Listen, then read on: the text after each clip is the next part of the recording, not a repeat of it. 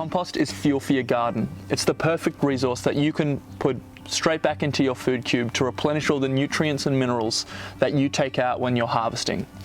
Now, the bottom line is, if you have really good quality compost, you're going to have healthier and tastier vegetables coming out of your food cube. Composting is also about closed loop living. You can take a lot of the resources, the waste resources that you accumulate in the home, such as food scraps, office waste, cardboard, all sorts of different things. And instead of that just going into landfill, you can reuse it to grow food for yourself.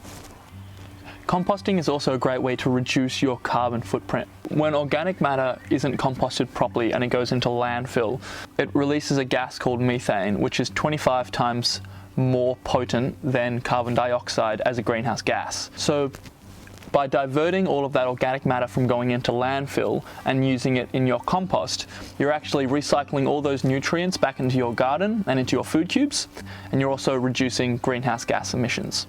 So today I'm going to give you a few tips on how to make compost in your own home using ingredients that are readily accessible either in your kitchen, in the garden, maybe even in your office, and if not there, from your local garden centre. Start off by choosing a spot that's close to your garden, accessible by wheelbarrow, and isn't receiving too much direct sunlight during the day. Otherwise, you might get too much water evaporating out of the pile. So I'm sticking some agricultural pipe at the bottom of the compost pile. So Aggie pipe has slits in it all the way along, so this will help oxygenate the pile. So I like to think of composting as habitat building. You're trying to build the ideal habitat for these microbes that will transform all of this material into compost. So I'm starting by adding a layer of pine bark mulch, followed by garden waste that we pulled out of the food cubes.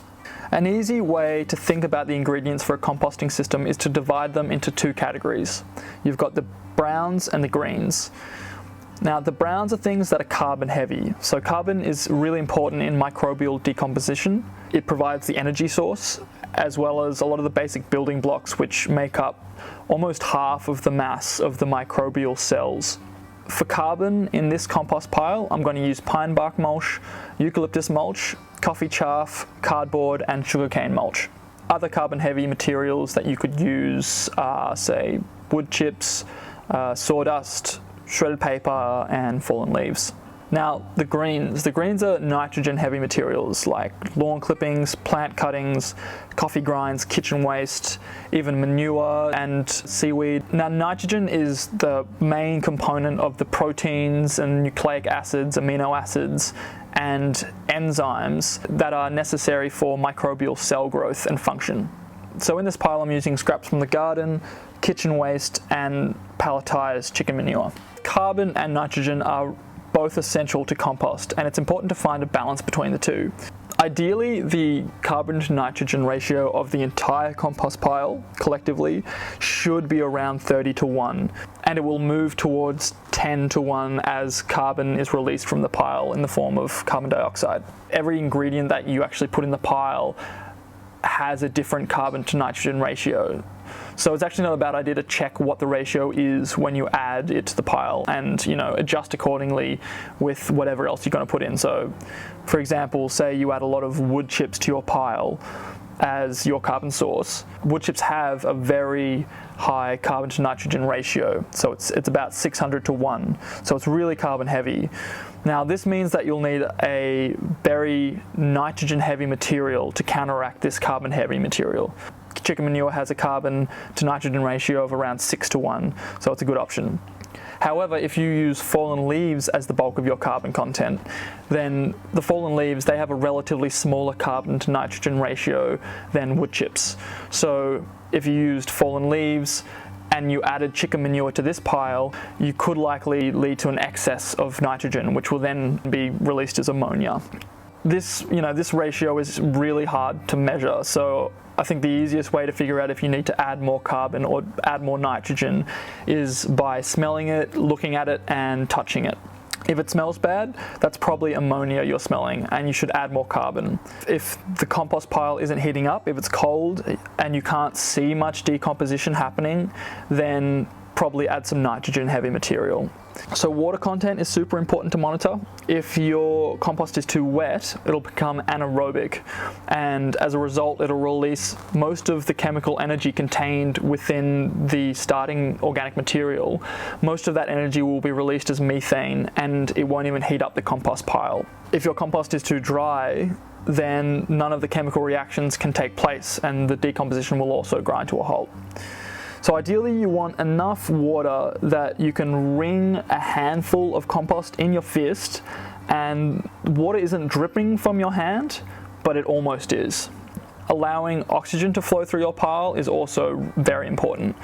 And the particle size and shape of the materials you use in the compost can actually determine how well oxygen flows through the pile. If you use too much materials that have a really small particle size, like sawdust, the tiny dust particles can fill the void spaces where the oxygen would otherwise flow through, and this suffocates your compost pile. If you have too many large pieces of organic material going into your pile, not only will these large pieces take a long time to break down, but the lack of surface area of organic matter in your compost pile means there's less habitat for those microbes living in the compost pile. The size of your compost pile is also important. You know, if you make your pile too big, it will weigh down on itself and prevent any airflow through the pile. If your pile is too small though, then the heat generated in the pile will dissipate really quickly, and that pile won't be able to retain any heat. The temperature of a compost is the best way to determine how well your compost pile is going, you know. So if you can balance all of those factors, the carbon to nitrogen ratio, the water level, particle size and shape, airflow, and the size of your pile, that compost pile will become an ideal habitat for microbes. That will make the compost heat up, and it'll accelerate the composting process, and as it gets hotter, it can also kill weed seeds, plant roots, and also pathogens that are living in your compost. If you're getting serious with your compost, there are other things that you can add. Rock dust or ash to replenish the minerals in the soil, char to improve soil structure and water retention. Clay is also a good additive to improve the cation exchange capacity of your soil, which is basically the soil's ability to trade minerals with plants. You should be able to purchase most of these ingredients at your local garden centre. You'll know the compost is done when it's a nice rich brown colour. It's spongy when you compress it, but crumbly when you break it apart, and it smells like the earth. All right, so this compost is ready to go now. Just a reminder, you want to make sure that you're checking up on your compost fairly regularly to make sure it's got enough water, enough oxygen, so make sure you're turning it maybe once a month at least. And also just check up on the temperature of your compost. So this compost pile should take about 3 months to break down completely. And then once it is, you can get it, put it in a barrow, put it into your food cubes and grow some beautiful food with it. It's been about 2 weeks since Ben explained the finer points of how to make a really good compost. So I'm going to do the big reveal today. I'll strip this back, and I've got this nice big temperature probe. And if this is working well, it should be getting close to 50 degrees as the beneficial bacteria starts to really cook and get going in the compost pile. We want that heat to help sterilise the material and break it down more quickly. So let's see how well Ben's done. So I can see the temperature jumping. It's already up at 43 degrees, 44, 45. Looks like it's going to get very close to 50 degrees. So that shows to me that Ben's pretty much nailed it, and we've got a really nice, neat, well put together compost heap here, just as the temperature nudges 50 degrees. Spot on.